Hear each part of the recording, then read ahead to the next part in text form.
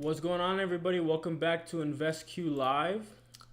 And tonight we got some really interesting we got a really interesting market because honestly, it's kind of a mixed bag right now. And what I mean by that is the S&P. Currently at the moment, the S&P 500 is down slightly. It was green afterwards. Let me just double check and yeah. So the S&P 500 was down slightly unchanged and slightly down for most of the day, but it's recovered a little bit after hours. And the same goes for the NASDAQ. And NVIDIA, all day long, it's been selling after they reported their quarterly earnings yesterday. And when you also look at the bonds, for example, when you take a look at that, bonds, they've been rising. Oh, no, they've been slightly unchanged, but they have been rising. But currently after hours, they are slightly down, but it's mostly unchanged. But the most interesting news that we got today, the most interesting news is the fact that quantum computing, it's been rallying like crazy all day. So let's look at a few stocks. So QBTS, it was up and it closed at the highs of the day at $25.74. And it's been up as much as 33.37%. If we take a look at Riggedy, that was up crazy as well, up 30.57%. LAES, it's been up 15%, just under 15%. And then you got IonQ, it was up 12%. And then last but not least, we got INFQ Inflection, and it closed the day up 31.48%. But it went even higher. I believe it's been close to almost 40% on the day, if I'm not mistaken. So a few other things that we're going to be talking about today. So we're also going to be mentioning about treasury yields, market sentiment, risk on versus risk off behavior, especially when we look at the FinViz heat map, and why speculative names are acting differently than the broader tech sector today as a whole. And if you guys enjoy the stream and want daily market coverage around artificial intelligence, defense, quantum, small caps, and growth stocks, make sure to subscribe and drop your top stock in the chat below. Now, real quick, we're going to do because there's three main stocks I want to be covering today, but we are going to do a little bit of a broader market analysis. And right now, in the after hour session especially, it has been recovering ever since the market closed, but on the day, it was down. But right now you see the S&P 500, it recovered a little bit. Again, it's mostly on the range of being unchanged to slightly up. Currently, the S&P 500 is up 12.75%, up 0.17%, 12.75 points, up 0.17%. The NASDAQ was down most of the day, but it did recover just slightly. It's up 0.09%, up 22.7 points. And the Dow Jones, the DJIA, it's up 276 points, up slightly at just under 1% at 0.55%. So clearly, especially with the fact that it's recovering after hours, but even without that, on the day, it was mostly unchanged to slightly down. So it's not one of those huge panic sell-off days, but it's also definitely not a broad risk-on rally either. Now, I might be saying the fact that it's not risk-on necessarily, but in the quantum sector, there is lots of heavy, I would say it's a very bullish day overall in the sector as a whole. But in general, when it comes to small cap stocks, AI, and growth sectors, as a whole within the entire market, that's not the case. It's just specifically tied to the quantum market due to the news that did come out today. And Inflection, the individual stock alone, also did have big bullish news come out today. And I did post a video of that earlier today in regards to INFQ. So if you are interested in that, please feel free to check out that video. It's the video that I just posted not too long ago. Now, when we go over to the FinViz map, to the heat map, you're going to see here that NVIDIA is down almost 2% on the day. And let's take a look at the chart on NVIDIA. You're going to see here that, again, it's the same. It's almost down 2%. Now, on most instances, thank you, Natasha. Thank you for the shout out. Quantum stocks. That's right. Yeah, quantum stocks did rally crazy. Thank you very much for the shout out. Thank you very much for the comment, Natasha. But when it comes to Nvidia, the fact of the matter is that Nvidia, they posted another strong earnings report, and even though that's the case, somehow the market still sells off with Nvidia individually. But and also in the semiconductor space, it is a little bit of a mixed bag of emotions. Like, for example, AMD, it's mostly unchanged, slightly up on the day. But then you got other stocks like AVGO, ticker symbol INTC, Intel Core, and you got Texas Instruments Inc. When you look on FinViz, there are some that are having a different story on the day compared to others. Now, another stock, AMD, is pretty much break even on the day, and AVGO is slightly down. And Microsoft is slightly red to pretty much unchanged due to the fact that it's not even down a full percent. So the broader AI semiconductor trade is under pressure today. Now, next thing that we're going to be talking about on the CNBC report, you do see here that bonds, specifically, there's been many highlights on the day today. And there's been most of it on the day has been about Nvidia, but there's been a few things related to treasury yields, and specifically for the US 10-year treasury yield. In fact, you see here, 10-year treasury yield is little change as oil prices cool. And the treasury yield is right now at the moment, it's slightly down, less than 1 point, and it's currently at 4.57%, but on the day it was rising just slightly. Again, it's been nothing catastrophic on the other side. It hasn't risen substantially and it hasn't fallen substantially, but it's been mostly unchanged to slightly up on the day. But right now, after hours, it is slightly down. And again, as a reminder, for those of you that don't pay attention to bonds and treasury yields, when yields do rise, and currently they're down right now, but on the day when yields do rise, and that means that borrowing costs, they start to raise, speculative growth stocks feel pressure, and small caps can struggle. Now, the funny thing about that is that all is hypothetical, because when you look at the quantum sector, and again, it's just the quantum sector alone that happened today, because as you do know, in the stock market, nothing is necessarily set in stone, and there are things that change depending on catalysts that come out and just a bunch of other macroeconomic environments. The macroeconomic environment can influence individual stocks and an individual market alone. And we're going to be going over the news for quantum, but overall, generally speaking, when yields do rise, that does make it harder on smaller cap stocks and sectors that are more on the risk on the side more of risk on compared to the safer assets, for example, like healthcare. And then you got other things like energy, for example.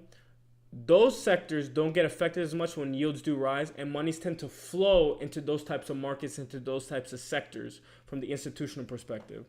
What's going on, Sam? What's going on? So it's saying, what should we look at tomorrow since quantum went up so high?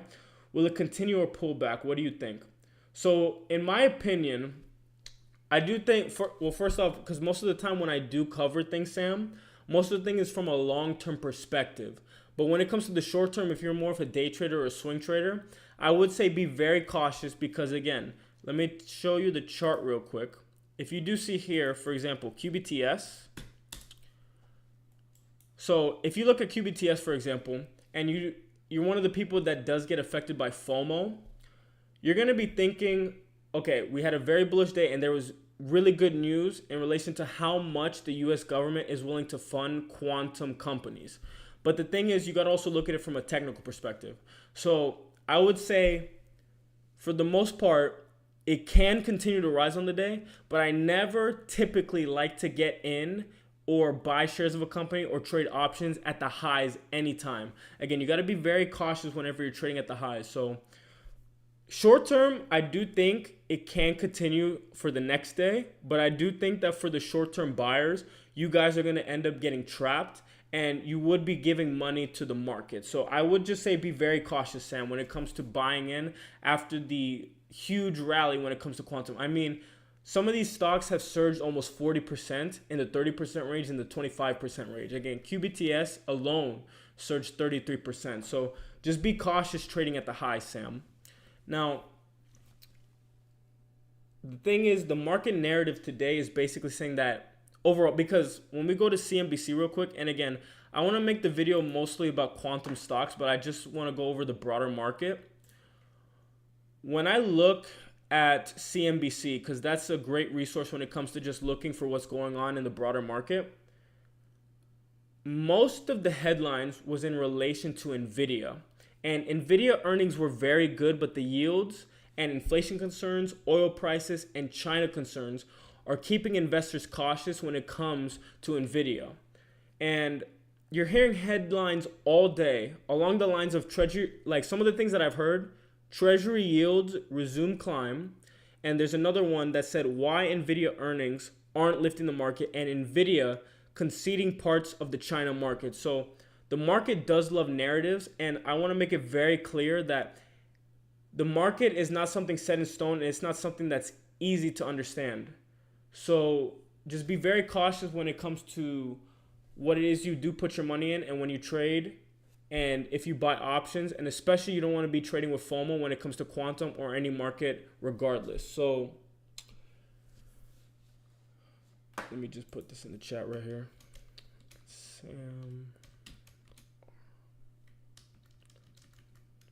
be cautious trading around the highs. Now, as I did mention, guys, we're going to be going over quantum stocks mostly, and that's what I really want to cover in this video today. So some of the news that we did see here. So quantum stocks, they soar as the U.S. reportedly plans $2 billion award and taking equity stakes. Now, why this does matter is because people have been questioning whether quantum computing was all hype with no commercialization plan. But when governments, when they start throwing around billions of dollars, that tells you that this sector is strategically important. And I did have someone recently tell me that they believe quantum is a bubble. And the thing about that is, though, it is true, and you do have to be a little bit cautious because quantum as a whole, they haven't fully proven all the things that they said they can do in relation to whatever it is. So LAES, it's got that cybersecurity angle. QBTS is all about annealing. And there's lots of people that say that it's overhyped. And the reason that the stock surges so much is due to institutional interest. You know, news like this, news catalysts in relation to quantum and how much that the US government is willing to fund. And all of the hype. And for example, like QBTS, D-Wave, Alan Baratz, he's very good when it comes to, I don't want to necessarily say giving fake hype or just hyping up a stock, but he's very good at, what's the proper word? He's very good at displaying QBTS as a very good company and you want to get into the future. He's very good at making it seem like you want to get into the quantum stocks and investing in quantum, especially in QBTS, for example, before it's too late, because it is something that is very hyped overall, but you want to be careful depending on what it is that you want to invest in. Because, for example, like, let me show you a risk stock real quick. So LAES. So LAES isn't just trying to be necessarily a pure speculative quantum company, but they also have cybersecurity exposure, quantum, post-quantum encryption, hardware security, and authentication technology. So the cybersecurity angle is what makes this interesting to me personally. And a lot of these companies, I wouldn't be surprised within a longer time frame if they do a good job at showing that they have real world usage, and they actually, instead of it just being speculation, they eventually prove that they're actually able to accomplish all the things that they say they can do. But as of right now, it's still speculation. But for example, when it comes to LAES, that cybersecurity exposure and that angle that they have, it's going to continue to be a area where lots of people are going to have demand to get this problem resolved. So I like the fact that they're getting along with and their understanding of the need to get involved with quantum, and they got in before it's too late and before everybody jumps in the quantum bandwagon, and they're positioning themselves into something that is a high demand need in the long run. Cybersecurity is going to continue to become a very big deal, and it's going to be something that due to all the hacking in relation to crypto and information fraud, there's lots of things that LAES in the long run are going to be able to give. They're going to be able to show what it is that they offer in the long run. And the bull case for the stock alone is the fact that government support continues to grow and quantum investment accelerates, and cybersecurity demands are going to explode over the next decade. So it is a long haul. It is something that you need to hold for the long term, and you need to be able to stomach volatility. But if you are willing to do that, it could pay off in the long run if you do have a thesis, you have proper risk management, and you do believe in the stock as a whole. And I'm going to put a little bit of a Q&A here, guys, but I do want to know what it is you think. Do you personally think that quantum stocks are a bubble or not? So let me see here, guys. So quantums. Oh, interesting. There we go. Do you think quantum stocks?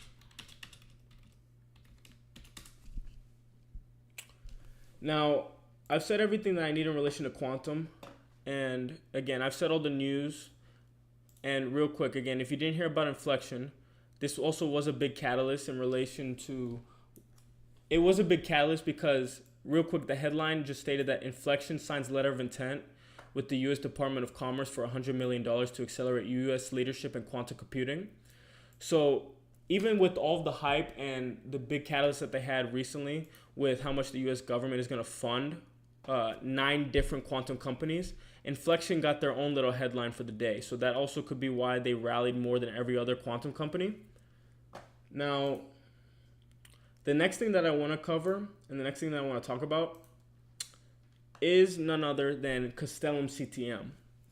Now, in the Discord community, and again, shout out to the Discord community, but a quick summary of what happened recently. I did a live stream with the shareholders meeting, and the annual shareholder meeting happened recently, and there were some interesting updates that I want to share with you. So a few things, and again, shout out to Moon, it's spelled MOUNWP. But a few highlights that were mentioned is the fact that they have over 219 million in contract awards for the previous year for, I believe it was 3 or 4 contracts, and that's how much they were all worth. They have a massive opportunity pipeline, almost $1 billion, and they're targeting future revenue expansion through acquisitions, and they do believe they are on track to complete an accredited acquisition within the next 8 to 12 months. And they also stated confidently that they are in the best financial position they've ever been to be able to complete an accredited acquisition. And they also continued focus on RDT&E and defense technology. So one thing that stood out to me personally is the fact that Castellum mentioned they are actually evaluating acquisition opportunities, and that's important because management clearly still sees growth ahead. And they also did narrow it down. I believe they're in talks with 2 or 3 companies to complete this acquisition at the moment, but they do have a broad list and they've been narrowing it down. So they've been doing a very good job to make sure that they complete the acquisition. And another interesting, not a catalyst, but another interesting bit of news that I do have for you is the fact that the CEO, Glenn Ives, I do have a few questions for him because I'm going to be on a phone call with him tomorrow at 11:30 a.m. And currently I have 6 questions I'm going to ask for him. And if there are any questions you want me to ask him for the phone call I'm going to be having with him, please feel free to put in the comments in the live chat below. I'll be happy to ask that for him. And one thing that I also want to mention is the fact that when it comes to the bull case for Castellum CTM is different from other speculative types of stocks for example, like LAES, QBTS, everything in the quantum sector, there's people from a financial perspective and from a real world usage perspective, there's people that feel that they're not sure that quantum has not been able to actually display that they have proven that they can do what they actually do. But Castellum CTM is not in the same ballpark when it comes to that. They are a much smaller, they have a much smaller cap, market cap compared to those companies. But even though the fact that they are a micro cap, in the annual shareholder meeting, they very confidently displayed that their revenue rate continues to increase. Their backlog has continued to increase. They've reduced all their debt. They have done a lot of things a lot of good things from a fundamental perspective that shows that they are actually a company and they have a business model that's going to continue to work in the long run. Now, and also they continue to position themselves in a way where they will benefit because, as me and you both know, defense is a highly funded market. It's a highly funded sector within the U.S. government. As you know, Donald Trump had the big, beautiful bill that happened not too long ago, and Castellum CTM can benefit from that. And also, with the CMMC certification that they had recently, that means that they are able to have their foot in the door and they're able to apply for bigger contracts at a bigger scale. And if you don't even have that certification, that puts you in a position where you're not even able to apply for it. But if you do have that, that puts you in a ballpark where you're able to acquire and get contracts that you wouldn't have if you didn't have it. So they're continuing to do good things. And in relation to the PR issues, as me and you both know, they recently hired the equity firm, and the equity firm is helping them be able to fix and resolve the PR issues that they have to get more institutional interest, and it's also able to have them get more interest within institutions and just anybody in general that could have heavier amounts of capital to invest into the company. Now, next thing that I want to bring up is, first off, I want to ask you guys personally, do you guys think that CTM is a winner long term? And do you guys think that CTM eventually gets institutional attention if execution improves? If you do, please let me know in the comment section below. And I want to know what is your opinion on Castellum CTM is. And the next thing that I want to talk about is Big Bear AI. I did do a video recently on Big Bear AI. And Big Bear AI, I have to go on Reddit for this, guys, but Big Bear AI recently, a few news catalysts that did happen. Big Bear announced the deployment of an AI-powered supply chain security platform in Panama. And this is important because the real world deployment, this isn't just AI headlines. It's not just hype anymore. And this is actually operational usage involving cargo security, logistics, customs and biometrics, and supply chain monitoring. And honestly, the Panama Canal angle, and it's something that has been talked about for a while, it makes this even more interesting because that's one of the most important global trade routes in the world. And I'm not going to go too much into Big Bear AI because this was mostly just talking about a quick recap with the broader market, and it's just a quicker over the broader market and for quantum stocks. But a few bull cases for Big Bear AI is they have increasing government and commercial AI adoption, defense security relevance, and real world deployment growth. And then when you take it on the flip side, the bear case for it is profitability concerns, volatility, and whether contracts scale meaningfully over time. And one thing that I think retail investors misunderstand is that just because a company's stock price is volatile doesn't mean that the underlying stock is fake.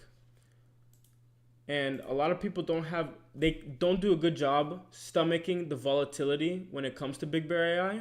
But if you do have a long-term plan and you do have a real thesis as to why you do believe in BBAI, the short-term volatility isn't really an issue, I would say. And my opinion, just a little short segment to close things out for you guys, is the fact that what I think is that the stock of the day would be for SEALSQ LAES. And a few of the biggest movers is the fact that QBTS absolutely, well, not even QBTS, but INFQ was the one that exploded the most. If I'm not mistaken, it went as high as almost 40%. It had a huge gap up. They all had huge gap up days, but it did gap up quite decently, and it closed at $14.70, but it went up as high as $16.09. And on my watch list, I still am watching CTM closely. I am waiting to see if they can get a new contract, and I'm waiting for the news on when they are going to complete an accredited acquisition. And tomorrow, what you should be watching, in my opinion, is you got to look at the treasury yields, see if that's going to continue to cause problems for risk on types of assets. Check to see if the quantum momentum continues throughout the next day. Check to see how NVIDIA is going to be trading tomorrow after they had that little dip down on the day. In fact, let me just double check to see where NVIDIA closed. So yeah, NVIDIA did close red. Let's see if it does recover the next day after they had a beat on earnings. And NVIDIA, it does hold up the entire market, and everybody is waiting and anticipating to see how the earnings report goes. But even the fact that the earnings report, it was good. It was very good, but NVIDIA has such high expectations with it that everybody gets very cautious in relation to how treasury yields continue to rise. And people can't understand how it is that they continue to beat earnings and do things the way they do, because they think that it's just too much. People get very cautious as NVIDIA continues to rise. So let's see how NVIDIA reacts, and if NVIDIA pushes up or if it continues to dip down tomorrow. And let's see for more developments from CTM and overall the small cap AI movement. But there's nothing much else that I have to cover. So guys, with that being said, David-InvestQ out. Stay safe. Keep making good decisions with your long-term portfolios. And I'll see you on the next video.